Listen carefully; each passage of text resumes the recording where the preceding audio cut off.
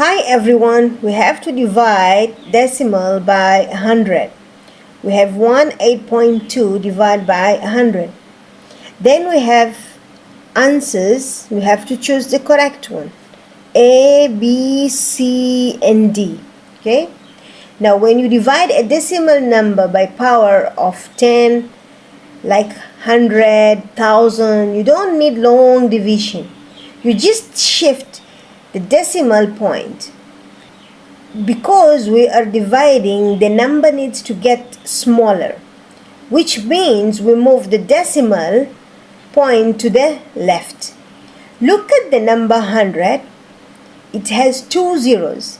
That means we need to move our decimal point 2 spaces to the left. Okay? Now let us do it. 100, we have 1 0 and second 0.